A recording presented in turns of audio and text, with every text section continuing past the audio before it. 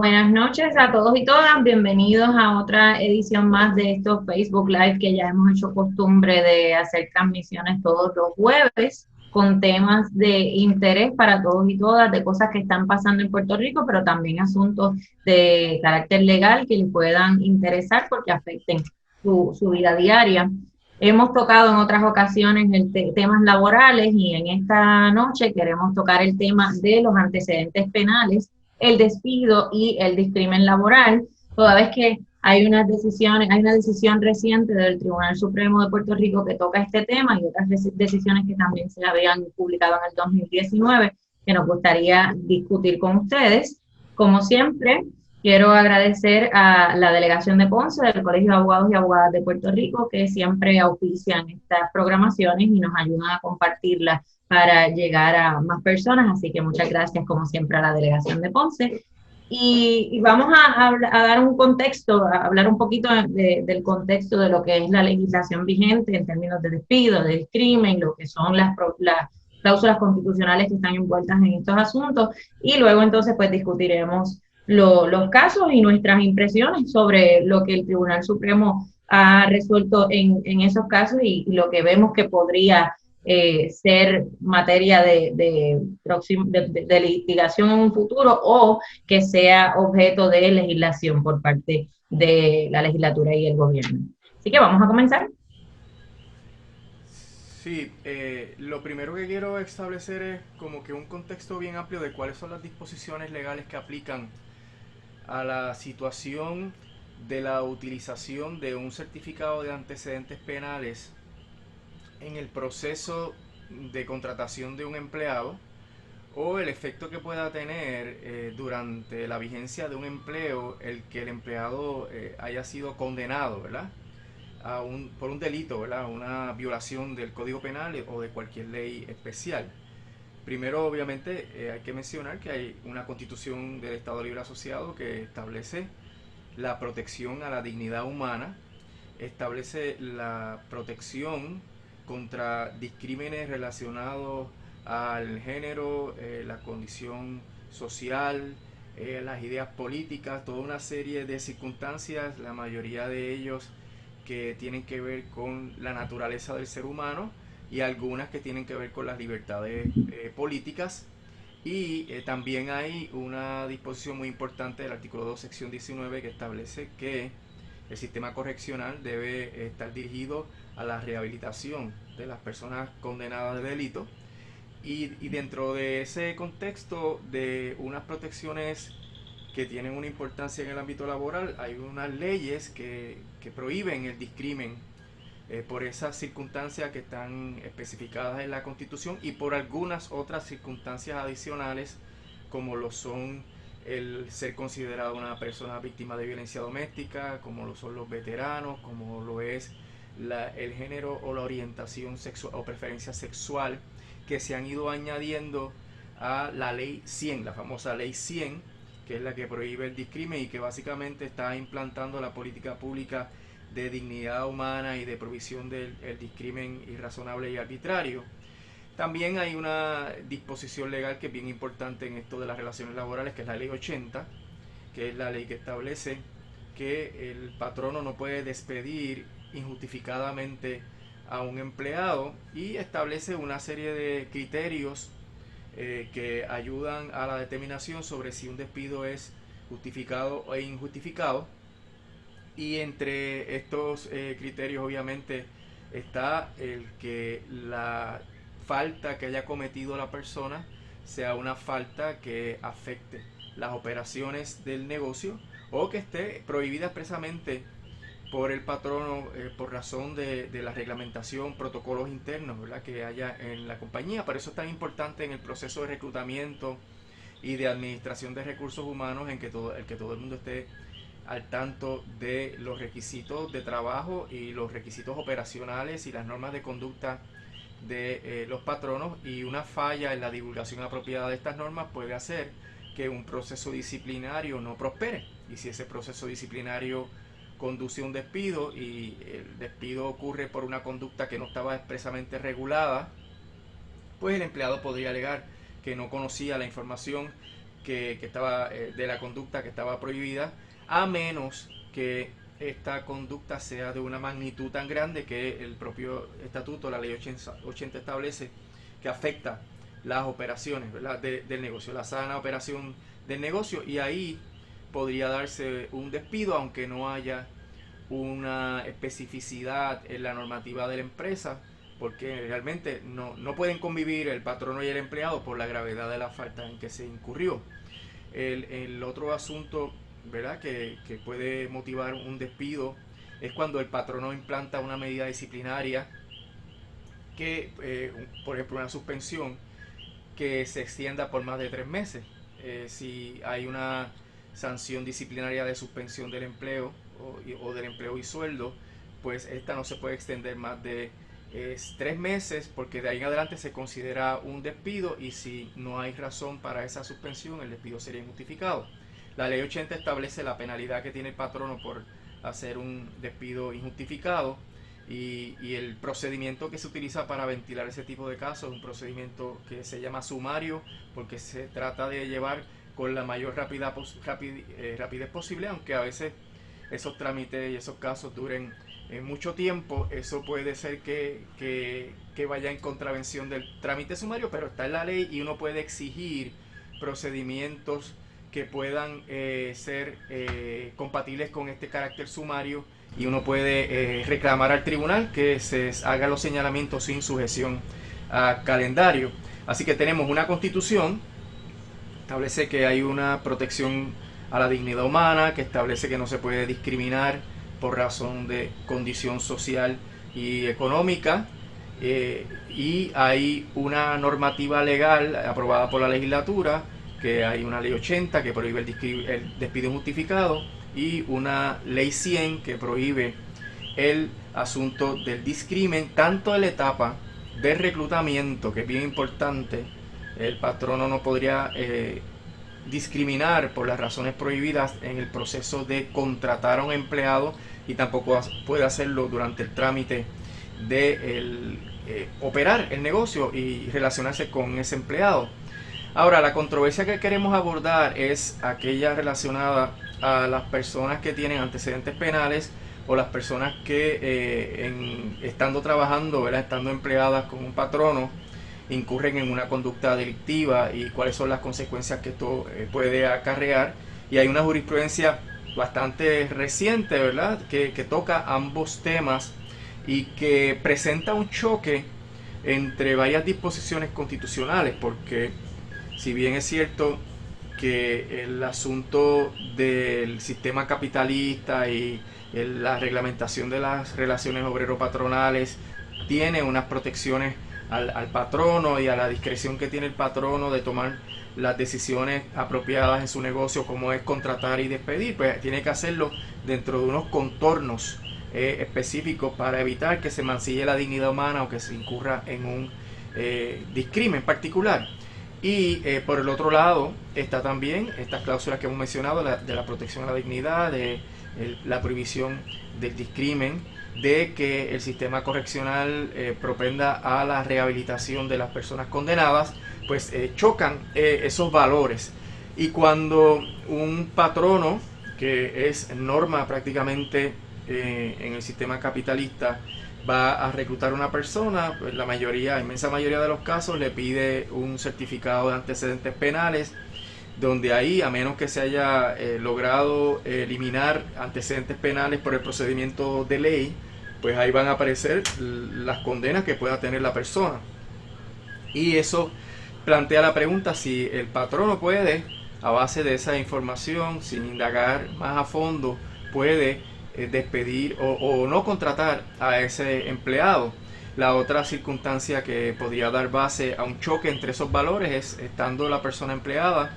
comete un delito y el patrono se entera. Obviamente hay unas situaciones que se pueden dar en el interín de honestidad, de que el empleado tenga la obligación, a base de los reglamentos internos, de divulgar la condena al patrono para que el patrono pueda evaluar el impacto que tiene esa condena. Independientemente de eso, cuando el patrono se entera, está la situación de si el patrono puede tomar una medida de despido en contra de ese empleado, por el mero hecho de que la persona haya sido condenada. Y ahí obviamente se da también ese choque de esa protección que debe tener todos los ciudadanos y la protección que también se le da al patrono de poder tomar decisiones relacionadas al bienestar de su empresa. Dentro de ese contexto, pues vamos a analizar, porque de seguro hay mucho problema en el proceso de reclutamiento de personas en la empresa privada y en el gobierno, porque el gobierno no acepta personas que hayan tenido condenas previas que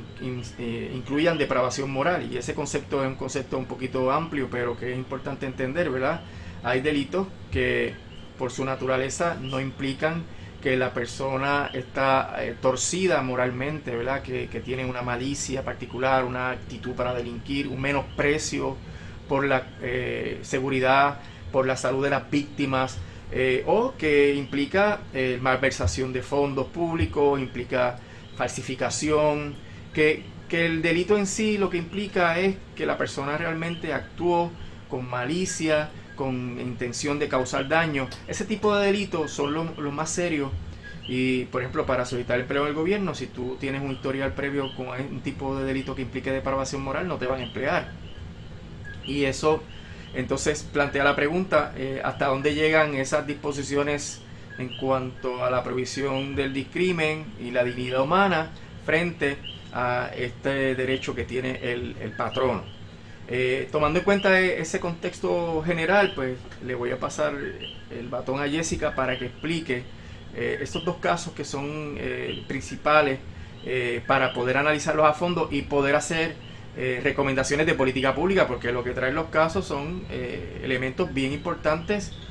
porque un ex condenado que no puede rehabilitarse, porque no puede reinsertarse en el mundo laboral, es una persona que queda marginada por el resto de su vida, porque le van a pedir en todos lados que presente un certificado negativo de antecedentes penales y al no estar, al no tener la oportunidad de incluirse en el mundo laboral, pues no tiene la oportunidad de sostenerse, de sostener su familia, de alquilar un apartamento, y para muchos otros negocios le piden certificados de antecedentes penales. Por lo tanto estás marginando a una persona probablemente permanentemente, y esa persona podría reincidir posteriormente porque no encuentra alternativa. Así que es una política que puede generar muchas consecuencias sociales, y que por ende estas decisiones requieren legislación para hacer un balance más apropiado de estos intereses, como ha ocurrido también en otros estados donde se ha balanceado el interés del patrono versus el interés de una persona que ha sido condenada por delito grave. Y pues como les hemos anticipado, queríamos discutir dos casos que son en esencia los principales que tienen que ver con este tema. Tengo que sí aclarar que se trata de casos dentro del sector privado, ¿verdad? Que también la legislación laboral va a ser muy distinta cuando tiene que ver con asuntos de gobierno versus cuando estamos hablando del sector privado. Y el primer caso que queríamos discutir es un caso que la decisión, la opinión del Tribunal Supremo de Puerto Rico salió en el 2019. En este caso, el señor González demanda a la compañía Baxter en Jayuya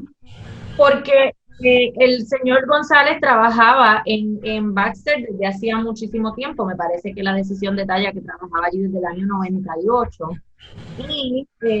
surge una situación en la que se presentan cargos contra el señor González. Específicamente se presentaron 7 cargos. De esos 7, 6 eran delitos graves y uno por un delito menos grave, que tenían que ver estos cargos, los graves, con actos lascivos. O sea que estamos hablando realmente de acusaciones bastante serias. Pero es bien importante también que tomemos en consideración el asunto de la acusación versus ya cuando estamos ante un escenario en el que, en el que la persona se emitió en el que se emitió una sentencia de culpabilidad. Son dos etapas dentro del proceso criminal distintas, ¿verdad? Principalmente por el asunto de la protección constitucional que establece una presunción de inocencia. Y sobre eso voy a hablar un poco cuando termine de detallarle los hechos de este caso. Así que se presenta una acusación contra el señor González y pocos días después de que se presenta esa acusación, la directora de recursos humanos de la compañía se reúne con el señor González porque tuvo conocimiento, pues porque salió en las noticias y también otras personas en la compañía lo comentaban. Se reúnen y en ese momento en que se reúnen, estando una acusación solamente, se suspende, la compañía suspende al señor González. Y esa suspensión es una suspensión de empleo y sueldo, sustentada en que había habido una violación a las normas y los procedimientos que establece la compañía dentro de su manual de empleados. Particularmente el manual de empleados de la compañía establecía como una ofensa mayor aquellas que afectaran, ¿verdad?, el normal funcionamiento de la empresa, y también establecía como ofensa mayor el que la persona incurriera en delitos graves y o que no informara sobre acusaciones o sentencias de delitos graves de cualquier naturaleza que fuera el delito, incluyendo también asuntos de probatoria. Así que, amparándose en las disposiciones del manual de empleados, pues el señor González fue suspendido de empleo y sueldo de manera, no recuerdo ahora si inicialmente fue de manera indefinida, pero el asunto es que en el desarrollo de los hechos, el proceso judicial tomó más de 3 meses. El proceso judicial tomó 1 año en lo que se llevó a cabo todo el proceso y finalmente pues el tribunal emite una determinación de culpabilidad. Rolando explicaba al inicio de esta presentación el que se considera como un despido, una suspensión que dure más de 3 meses. Entonces, ¿qué ocurre? Que en este caso, definitivamente, la suspensión duró más de 3 meses porque el proceso judicial duró 1 año, y cuando se determina la culpabilidad, cuando el tribunal de primera instancia determina la culpabilidad del señor González, en ese momento, inmediatamente, pues la compañía procede a despedirlo. Ahí entonces se presenta, el señor González presenta una demanda por despido injustificado. También tenía unas alegaciones de discrimen que tenían que ver con edad, no era relacionado al asunto, ¿verdad?, al procedimiento criminal como tal, pero presenta la demanda de despido injustificado. El tribunal de primera instancia le da la razón al señor González, así como el tribunal de apelaciones también, en el sentido de que el despido estuvo injustificado. La compañía en todo momento alegaba que una acusación de este tipo, un delito de este tipo, pues afectaba la sana operación de la empresa, y se argumentaba, por ejemplo, el efecto que puede tener una acusación como esta en la convivencia entre empleados, etcétera.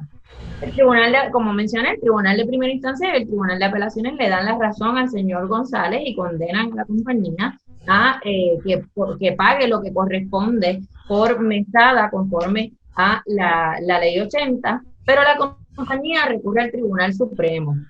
Y en el Tribunal Supremo, como decimos por ahí, pues se vira la tortilla y el Tribunal Supremo resuelve totalmente distinto a lo que resolvió el Tribunal de Apelaciones y el de primera instancia, porque el Tribunal Supremo hace entonces un análisis de todos los hechos y determina finalmente que el despido estuvo justificado, amparándose principalmente en el argumento de que la decisión de la compañía pues había sido razonable para mantener el buen y normal funcionamiento de la empresa. Esto pues obviamente esta decisión del Tribunal Supremo pues obviamente da paso para que ante una acusación que como en este caso posteriormente se convirtió ya en una sentencia de culpabilidad, pues se pueda despedir a un empleado por esta razón. Ahora, lo importante de analizar en este caso y que muy bien lo discute la opinión disidente en el caso, es que primero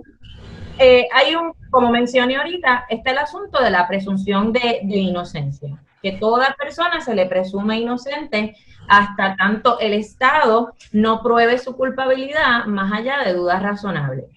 Ciertamente, el tribunal, en la opinión mayoritaria, explica que la presunción de inocencia eh, tiene vigencia, ¿verdad? Tiene vigor en asuntos criminales, no en asuntos de naturaleza laboral civil. Y en esto podríamos estar de acuerdo, pero es importante tomar en cuenta también cómo se dan los hechos en este caso. Y la opinión disidente lo menciona muy bien, porque lo que expresa el juez Estrella y su opinión disidente, con la que tengo que estar de acuerdo, es que aquí literalmente el señor González fue despedido automáticamente ante una acusación. Si bien es cierto que no aplica la presunción de inocencia dentro de un contexto laboral civil, no es menos cierto que la propia ley 80 establece que es el patrono el que tiene que probar la justificación de un despido. Yo siempre, cuando hablo de si se puede o no se puede despedir, yo siempre digo, bueno, sí, un patrono está en todo su derecho de despedir a un empleado, pero ese despido tiene que ser justificado, ¿verdad? Tiene que tener razones de peso para despedir a ese empleado, no puede ser una actuación caprichosa o arbitraria. Y si el despido es injustificado, por eso es que la ley provee para que el empleado o empleada despedido reciba una compensación.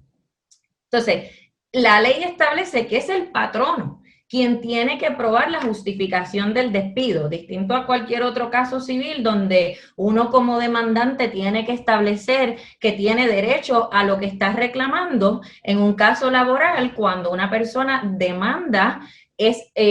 por despido injustificado, aunque es el demandante, es al patrono al que le corresponde establecer la justificación de ese despido.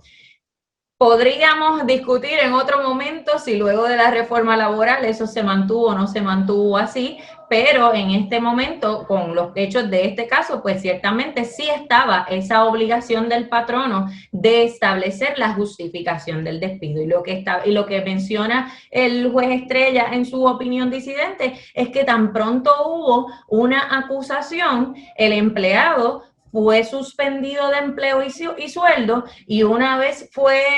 encontrado culpable, pues inmediatamente procedieron a despedirlo, sin que el patrono dentro del proceso judicial hubiese establecido realmente la justificación de despedirlo, es decir, que hubiese establecido ese nexo causal entre la acusación, el delito por el que se le encontró culpable, con el argumento de que en efecto se afectaron las operaciones de la empresa, porque tenemos que tener bien claro que la justificación para un despido, pues en cualquier, hay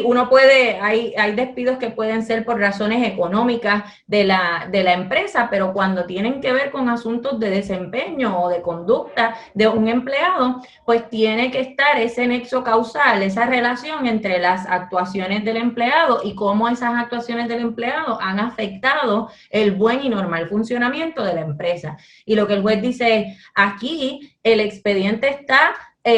vacío, no tiene prueba que establezca que en efecto una acusación como esta, que de antemano digo, ciertamente es una acusación seria, son delitos graves, pero de todas maneras no se estableció que el delito que cometió la persona tiene una relación directa con el buen y normal funcionamiento de la empresa. No se pasó prueba sobre cómo afectó esta acusación y posterior culpabilidad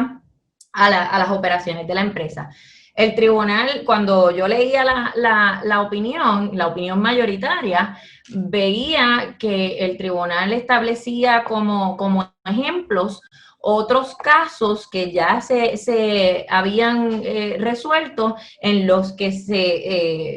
pues la persona había cometido alguna actuación que puede incluso considerarse como un delito, como por ejemplo las agresiones, y que en ese sentido, pues la persona se fue despedida incluso por una primera falta, porque eso es otro de los asuntos que se discutía en el caso, ¿verdad? El hecho de que los despidos por una primera falta, pues de ordinario, no están bien vistos en nuestro ordenamiento,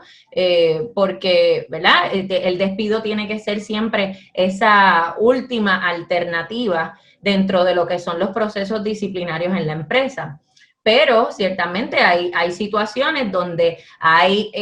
alguna apropiación ilegal o hay alguna agresión dentro del lugar de empleo que ya los casos han resuelto que pues procede el despido aunque fuera una primera falta. Pero la diferencia en los casos que menciona la opinión mayoritaria,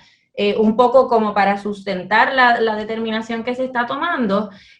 la diferencia entre esos casos y este caso es que en todos esos casos hay una relación directa con el comportamiento, la actuación del empleado o empleada versus la operación de la empresa. Me apropié de bienes que pertenecen a la empresa o cometí una agresión a otro empleado en la empresa. Obviamente, pues esos son asuntos que afectan el buen y normal funcionamiento de la empresa y que de hecho ya el tribunal ha dicho que sería una imprudencia mantener a ese empleado o empleada dentro del lugar de trabajo porque son situaciones que podrían volver a ocurrir. Pero acá, en este caso, estamos hablando de una acusación que, si bien es seria, no tiene nada que ver con las operaciones de la empresa, con el trabajo que realizaba el empleado en la compañía. Así que definitivamente, pues la decisión en ese sentido es cuestionable a mi juicio, porque se obviaron todos los requisitos de peso de la prueba que tiene que cumplir el patrono para justificar un despido. Y menciona el juez, por ejemplo, que por más repudiable que puedan ser esos delitos que originan la controversia, pues la compañía era la que tenía el peso de establecer cómo esa acusación afectaba el buen y normal funcionamiento de la empresa, porque la mera acusación de la comisión de un delito no es suficiente para justificar el despido. De hecho, el tribunal despacha el asunto de que porque dicen que primero la compañía pues tomó una acción menos drástica en suspenderlo, ¿verdad? Y que el despido viene oficialmente cuando ya tiene una determinación de culpabilidad. Pero lo cierto es que el tribunal lo despacha de manera bien somera diciendo, bueno, pues sí es cierto que pasaron los 3 meses y se convirtió en un despido, pero eventualmente como salió culpable, pues ya la compañía pues notificó el despido en ese momento, como si no hubiese realmente una obligación del patrono de probar que ese despido fue justificado, especialmente cuando en efecto lo suspenden por un término que sobrepasa los 3 meses y ya la ley dice que eso constituye un despido. Rolando, yo creo que ibas a mencionar algo. Ajá, Sí, te iba a decir que te quitaras el mute. sí, estaba esperando que terminaras para no interrumpirte la idea. Sí, lo que ocurre es que cuando tú miras el caso y ves que es un caso de actos lascivos contra una menor de 13 años, pues se activan todos los prejuicios en contra de las personas que abusan de los menores o abusan sexualmente de cualquier otra persona y te deslumbran esos hechos y tú piensas, ah, no, eso está bien resuelto, ¿cómo vamos a tener un agresor sexual trabajando en la empresa? Entonces ahí surge el issue que plantea el juez Estrella, muy bien traído porque está en la ley, de que es el patrono el que tiene que relacionar la conducta y cómo la conducta afecta a la empresa, ¿verdad? Pero si miras esta jurisprudencia desde la perspectiva de otros hechos, como por ejemplo que uno de los empleados haya tenido un accidente de tránsito y lo hayan acusado por los daños que haya ocasionado en el accidente, tal vez una muerte mediante negligencia en un accidente de tránsito, que son conductas, ¿verdad? Que desafortunadamente uno está expuesto en cualquier momento mientras uno está guiando, ¿verdad? Y uno ve que es un delito de estos que realmente son delitos de negligencia, ¿verdad? Intencionales, pero en alguna medida intencionales según la definición amplia del código, pero que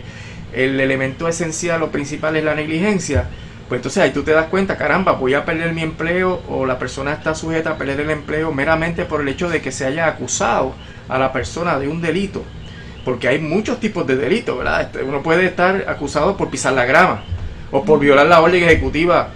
de Wanda Vázquez. Y eso podía dar base a que me suspendan, y que si luego me procesan y salgo culpable y pago una multa,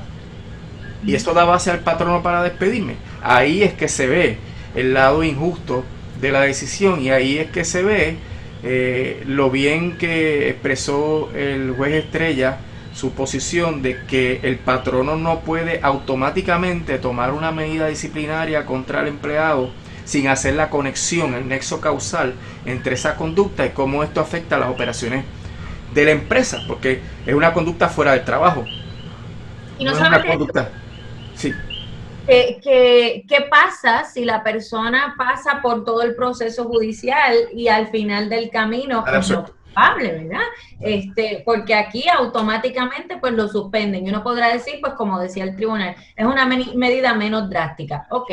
pero el problema es que el proceso judicial puede ser extenso, como ocurrió en este caso, donde el proceso judicial se llevó a cabo, o sea, se tardó un año. Entonces ya a los 3 meses se considera esa suspensión como un despido. O sea, volvemos a lo mismo, se convierte en un despido automático cuando ni siquiera hay una determinación de culpabilidad. Y volvemos, no es que aplique la presunción de inocencia dentro del contexto civil, laboral, pero sí, no,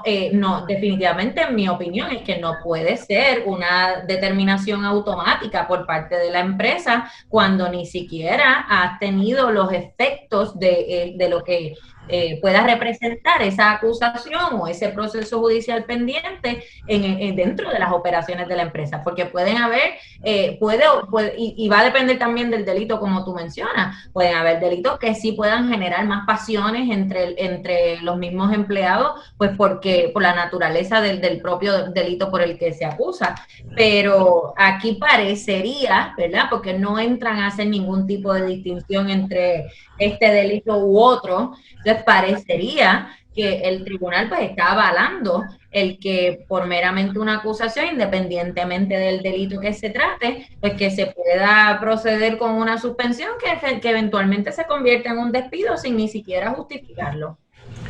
Y si unimos entonces el peso que tendría la condena en el proceso posterior de ese empleado conseguir un empleo, ahí es que viene la otra Ahí viene controversia. el otro caso, El otro porque caso. este primer caso pues se da en el contexto de que ya está la persona trabajando y las acusaciones se dan mientras está trabajando en la empresa. Pero el otro caso, que es un caso ya salió recientemente en el julio del 2020, tiene que ver con la condición de exconvicto principalmente. Es un doctor, el doctor Garib, que demanda al Hospital Auxilio Mutuo porque el hospital le denegó privilegios médicos y él alegaba que era de manera discriminatoria e ilegal por su condición de exconvicto. En este caso, el doctor había sido convicto a nivel federal por delitos de fraude, apropiación y malversación de fondos públicos. Pues aquí Este es el famoso caso del Instituto del SIDA, el caso súper famoso en la década de los 2000, sobre corrupción con fondos federales para ayudar a las víctimas del SIDA, imagínate. sí. Pues el doctor en este caso pues planteaba que se hicieron muchos planteamientos en este caso y por la naturaleza de la reclamación que se presentó también, que presentó un injunction, pero en lo que es pertinente a la discusión que traemos en la noche de hoy, es que primero sí planteaba que constituía las actuaciones del hospital constituían un discrimen por razón de convicción criminal criminal previa, pero lo atan al concepto de condición social, y que también se violentaba su derecho constitucional a la rehabilitación, porque cuando comenzamos esta programación, pues Rolando también explicó que ese propósito del sistema correccional es con el fin de la rehabilitación de la persona. Así que, pues como mencioné, el hospital le retira los privilegios médicos al doctor, específicamente por su cualidad de ex convicto, y entre las reclamaciones que el doctor tenía, pues era amparado en la ley 100, que es la ley que prohíbe el discrimen en el lugar de empleo. Así que en este caso, pues el tribunal pues tiene que hacer ese análisis, ¿verdad? De cuándo antes hemos evaluado un discrimen por condición social. Sí tengo que mencionar que aquí los tribunales previos, el Tribunal de Apelaciones entendió que había habido un discrimen. Y entonces, pues cuando el Tribunal Supremo entra a hacer este análisis, pues lo primero que tiene que reconocer es que el concepto de condición social realmente pues no ha sido objeto de tanto estudio como podría ser ya el discrimen por razón de sexo o el discrimen por razón de raza, etcétera.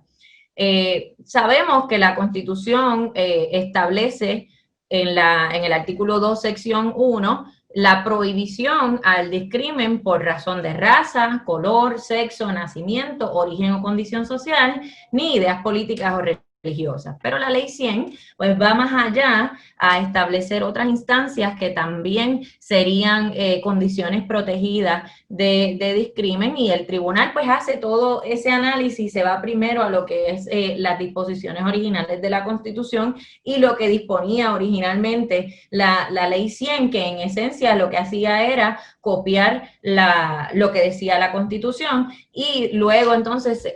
según pues transcurre el tiempo, pues se va enmendando la ley 100 para añadir otras clasificaciones protegidas, como por ejemplo la más reciente que se añadió, pues es la prohibición de discrimen por orientación sexual, por ejemplo. Pero el tribunal hace todo este contexto histórico también un poco para analizar el asunto de la condición social, porque lo traen, el tribunal argumenta, ¿verdad?, que se trae que el concepto de condición social está ahí desde el inicio en que se aprobó la ley, y un poco pues entonces hay que mirar también cuál era el razonamiento de la Convención Constituyente cuando se incluyeron esas cláusulas, esas clasificaciones protegidas específicas, y un poco, ¿verdad?, hacen el análisis de que son cosas que vienen con el nacimiento de la persona, ¿verdad? Mi origen o condición social, mi origen, mi raza, mi sexo, vienen con el nacimiento de la persona, y ya otras cosas que se han incluido con el paso del tiempo, pues responden más a asuntos de política pública que el Estado quiere proteger, y que no necesariamente, ¿verdad?, vienen por razón de que yo nací de esta manera. Cuento largo, corto, el tribunal determina, haciendo un análisis también de lo que han sido casos, de lo que han sido proyectos de ley que se han presentado anteriormente para legislar el asunto específico de la prohibición de discrimen por condición social. El tribunal determina que la condición de exconvicto, el tener antecedentes penales, no está incluido dentro del concepto de condición social. Y particularmente, pues, por ejemplo, pues porque ya la propia legislatura había hecho intentos de que se pudiera legislar en cuanto a el discrimen por condición social de exconvicto, y hacen este razonamiento de que, bueno, es que no está incluido originalmente la condición de exconvicto no estaba incluido dentro del concepto de condición social. Así que finalmente el tribunal determina que en este caso, ¿verdad?, el haber delinquido y haber sido convicto por delitos cometidos, pues no está determinado dentro del origen y la condición social de una persona, y el tribunal indica que por el contrario, pues la cualidad de exconvicto responde a un acto volitivo y consciente de un ser humano que no es producto de su naturaleza, como les mencionaba anteriormente, ni es atribuible a un accidente o a una causa fortuita, es lo que menciona el tribunal, sino que se trata más bien de dice el tribunal, una cualidad autoinfligida que no es exclusiva de una clase social o económica determinada. Y sobre eso podríamos tener opiniones, ¿verdad?, distintas. Pero el tribunal, pues finalmente lo que determina es que como el ser ex convicto no está contemplado dentro de la condición social como lo establece la ley 100, pues no había habido un discrimen en ese caso. Y volvemos, otra decisión que presenta grandes retos para una población que se supone que el objetivo de un proceso correccional es principalmente rehabilitar a la persona, y dentro de ese proceso de rehabilitación está poder reinsertarse en la sociedad y contribuir con su trabajo. Pero ciertamente la decisión pues un poco pues lo hace bien difícil para una persona exconvicta, porque no está protegido conforme a lo que estableció la decisión, pues no está protegido como una condición social contra el discrimen. Rolando, si quieres, me gustaría que pudieras abundar un poquito más también en los detalles de la decisión porque este caso pues también tuvo opiniones disidentes. Estás en... Sí, el caso obviamente es un caso bien controversial. Como mencionaste, ya vimos que si estás empleada en un empleo y pisaste la grama y te van a procesar porque pisaste la grama, la decisión del caso de Baxter le daría base al patrono para despedirte, suspenderte inicialmente, y luego si la suspensión dura más de 3 meses se constituiría en un despido, y si sales culpable podrían despedirte, y eso obviamente te saca del mercado laboral. Luego vas a tener un certificado de antecedentes penales que tiene esa condena porque pisaste la grama, y vas donde otro patrono y quieres buscar trabajo, y ese patrono ve tu certificado de antecedentes penales y dice: no, yo no te voy a contratar a ti porque no quiero gente que haya tenido una condena penal, y eso no constituye discrimen, ¿verdad? Hay en este caso 3 opiniones disidentes que a mi juicio son unas joyas en torno a la interpretación que se hace de la cláusula de nuestra Carta de Derechos de la Constitución de Puerto Rico, porque van a la Convención Constituyente, que tiene el diario de sesiones donde está escrito todo lo que dijeron los constituyentes, las personas que escribieron la Constitución y la Carta de Derechos, y se explica el debate que hubo para establecer esa protección contra el discrimen. Y evidentemente que esto tiene que ver y está relacionado con la dignidad humana, y también tiene que ver con la rehabilitación de los condenados. ¿Cómo es posible? Se plantean los jueces disidentes que, teniendo una Carta de Derechos donde la dignidad humana es el derecho fundamental, el derecho más importante en Puerto Rico no es la libertad de expresión como es en Estados Unidos, es la dignidad humana,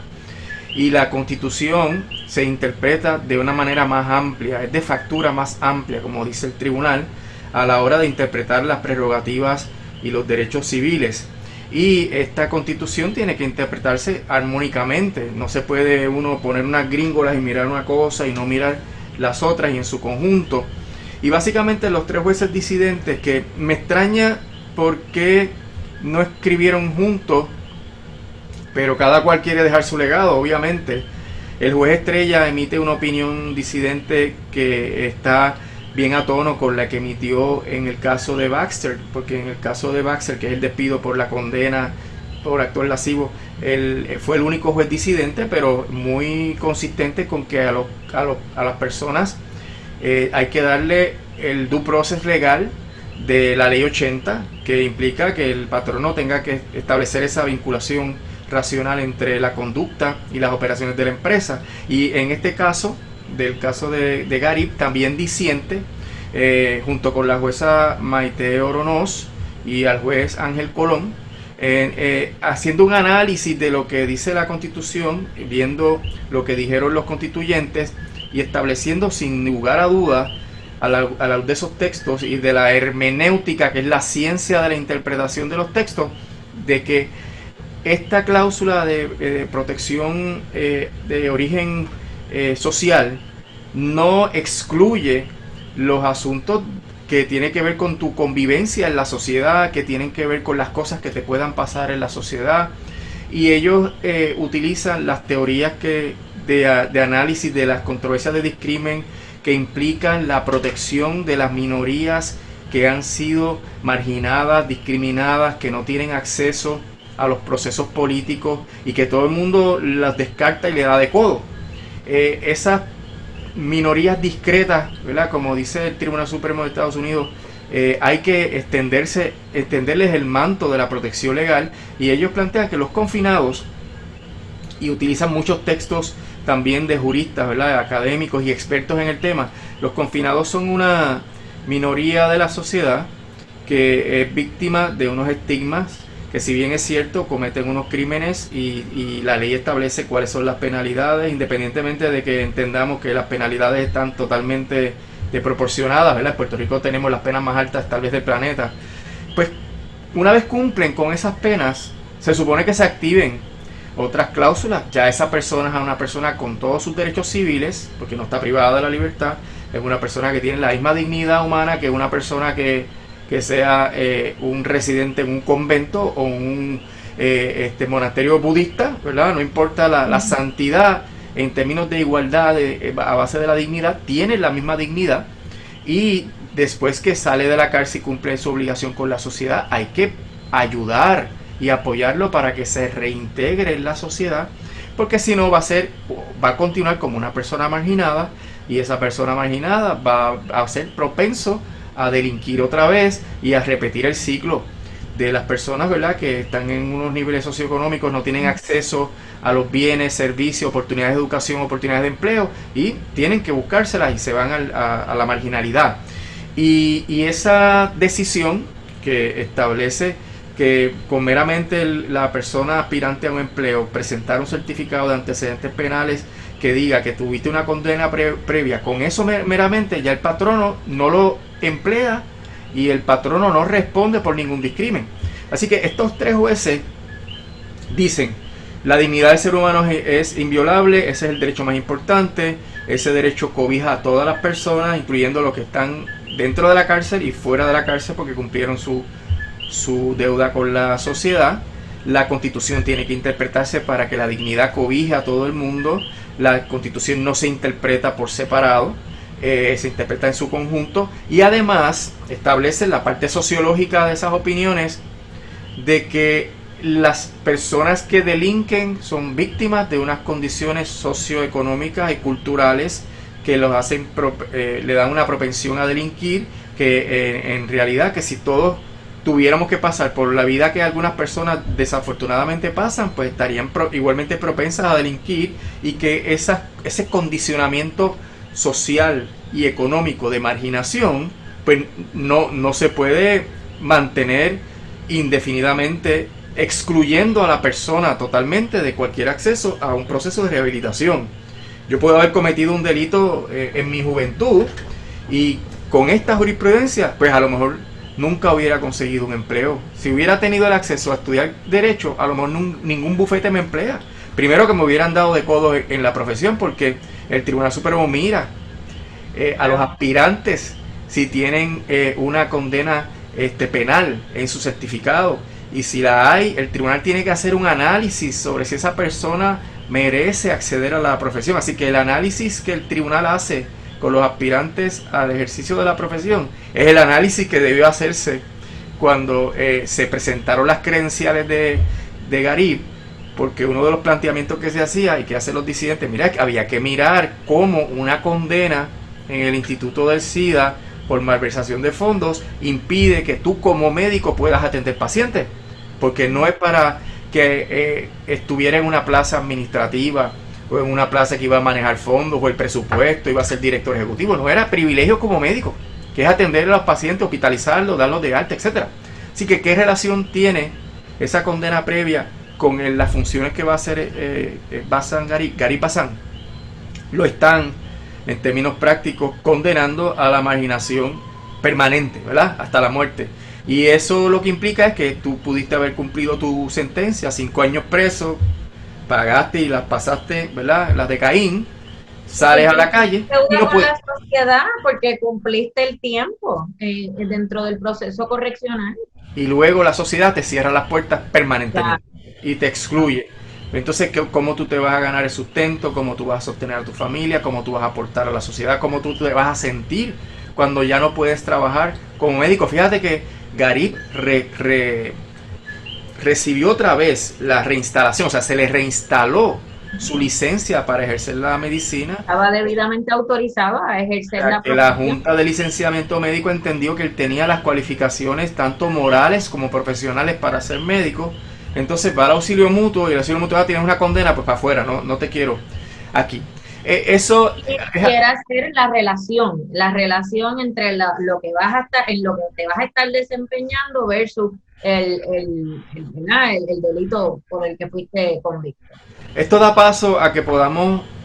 poner este caso como ejemplo de la interpretación constitucional conservadora versus la interpretación constitucional liberal, y le pongo comillas liberal porque eso se utiliza de muchas maneras, pero más bien liberal o progresista, en donde la minoría de 3 que hicieron sus opiniones disidentes están entendiendo que la Constitución debe hacerse para proteger a las minorías marginadas y que no tienen acceso a bienes materiales, no tienen acceso a oportunidades educativas, a oportunidades económicas, y que eso hace al país un mejor país, una mejor sociedad. Porque aquí mucha gente se queja de que es que aquí hay mucha criminalidad, entonces tú tienes que mirar con mucha más rigurosidad porque hay criminalidad. Entonces hay unas situaciones de desigualdad económica, social y política que no le dan espacio a las personas para que estudien y se desarrollen, y después de la condena hay todas unas condiciones que cierran el espacio para que la persona se pueda rehabilitar y reintegrarse a la sociedad. Así que no nos podemos quejar si la criminalidad y la reincidencia, que es el problema, la reincidencia aumenta y está por unos niveles mucho más altos que cualquier país, porque es que no hay otra alternativa. Le hemos cerrado todas las puertas a las personas que pasan por ese infortunio de cometer un crimen, ¿verdad? Infortunio para la víctima, infortunio para el acusado, infortunio para la sociedad, un costo para la sociedad por mantener a una persona condenada en la cárcel, es un costo social altísimo. Y esta decisión le da la espalda a esa visión integral de cuál es la sociedad que queremos. Queremos una sociedad que vamos a tener gente entrando y saliendo de la cárcel constantemente, cumplo la condena, salgo a la calle y cometo otro delito, perjudico a otras víctimas, le hago daño a otras personas, vuelvo a la cárcel, porque no hay otra alternativa, se crea ese círculo vicioso. Y estos 3 jueces disidentes pudieron unir tanto la interpretación jurídica del texto constitucional con la interpretación sociológica de las circunstancias que viven las personas marginadas en Puerto Rico y los problemas que tienen cuando delinquen y cuando salen de la cárcel, etcétera, y atarlo esto con una visión teleológica de que debemos tener la sociedad más igualitaria posible, en donde erradiquemos el discrimen en todos los ámbitos. Las herramientas están en la Constitución. La mayoría del Tribunal Supremo, a base de unos prejuicios que son de clase, unos prejuicios que son realmente fundados en el miedo de que una persona que comete un delito no se puede rehabilitar, fundados en la teoría capitalista de los mercados, donde el patrono tiene el poder absoluto de determinar a quién contrata y a quién no contrata, y la consecuencia de eso es que en un país donde el nivel de empleo, ¿verdad?, está tan bajo, menos del 40% aproximadamente, eso sube un poquito y va un poquito, está en la fuerza laboral, pues tú estás condenando a gente constantemente porque pues se siguen cometiendo delitos y la gente sigue saliendo de la cárcel y sigue solicitando trabajo, condenando a gente a la marginación total de por vida y haciendo una sociedad más injusta, cada vez más desigual. La protección que se añadió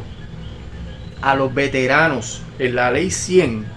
puede ser un ejemplo para corregir la situación de los condenados por delito, ¿verdad? Porque ¿por qué se incluye a los veteranos? Bueno, porque los veteranos son víctimas de un estigma, son víctimas de la idea de que tú vas a la guerra y tú llegas trastornado, llegas afectado por la guerra, llegas loquito, y esos mismos prejuicios y estigmas les impiden a los veteranos acceder al empleo, les impiden a los veteranos mantenerse en el empleo, y así mismo ocurre con las personas condenadas. Yo creo que esta decisión es tan injusta, esta decisión es tan mala para el país, para la convivencia, para tratar de lidiar con el problema de la desigualdad, que la legislatura tiene que actuar. Hay estados que tienen legislaciones que prohíben el discrimen por razón de una persona haber sido condenada por un delito, por haber estado en la cárcel, etcétera. Y tanto en el reclutamiento como en las operaciones de la empresa no se puede tomar eso como un criterio exclusivo, y por legislación se puede derogar. Esas dos decisiones se pueden ir rápidamente por legislación, incluyendo en la ley 100 la prohibición, y diciendo específicamente, para que no haya ninguna duda, que esto es parte de un discrimen por origen social o socioeconómico, ¿verdad? Y así... Yo pienso que el tribunal un poco también, cuando dice nosotros no podemos por fiat judicial decir que dentro del contexto de condición social está incluido la condición de exconvicto, es un poco también tirando ese mensaje a la legislatura de que te corresponde legislar y llenar este vacío, ¿verdad? Así que definitivamente es esperar que la legislatura pues capte el mensaje y actúe, porque vamos, no es como que no se ha intentado legislar esto antes. Sí, Así hay que, estudios que se han hecho en Estados Unidos sobre el impacto que tienen las leyes que le permiten al patrono pedir el certificado de antecedentes penales, que en estos casos tenemos el ejemplo clásico, y cómo funciona el mercado laboral cuando no se requiere esa información, y cómo las personas podrían estar en ambos casos más o menos expuestos a mejores oportunidades, ¿verdad? Y eso hay que mirarlo con mucho detenimiento, porque no es necesario hacer una ley ya sea de izquierda o derecha, como decir, tú no puedes preguntarle jamás si ha tenido antecedentes penales. Hay que mirar, hay que establecer unos criterios, y en la jurisprudencia que mencionamos, las disidentes se mencionan unos criterios para que el patrono haga una evaluación y pueda justificarlo. De hecho, el EEOC, que es el Equal Employment Opportunity Commission, que es la agencia que regula el empleo a nivel federal, tiene unas guías que obligan al patrono a establecer esa conexión entre la conducta que cometió la persona en ese delito y las operaciones, particularmente cuando es una persona que ha estado marginada por razón de género, de raza. Cuando es una persona que pertenece a un grupo protegido, el negarle acceso al empleo por el mero hecho de los antecedentes penales, el EEOC podría considerar que es un discrimen impermisible, y que entonces daría base a unas compensaciones. Así que hay un campo fértil para hacer un balance de los diferentes intereses, restablecer la dignidad de las personas que pasan por el proceso penal y son condenados, y que esas personas puedan seguir teniendo acceso para que no delincan. El interés del Estado por la rehabilitación debe ir por encima de cualquier consideración de la arbitrariedad de un patrono en este tipo de casos. y es cuestión de tener esos criterios para evaluar, porque, por ejemplo, o sea, como hemos mencionado, tiene que haber una relación entre estos actos delictivos o acusaciones y lo que es el trabajo que realiza la persona, porque pensemos también en el caso de González y de Baxter. Si no hubiese sido Baxter y hubiésemos estado hablando de un cuidado de niños, una escuela, donde estamos frente a acusaciones de actos lascivos, pues entonces sí, se podría entender razonable por parte del patrono llevar a cabo una suspensión, porque volvemos, podría representar una imprudencia de parte del patrono el no tomar acción cuando hay unas acusaciones que, si bien, ¿verdad?, pues no se sabe el resultado, pues ciertamente podrían estar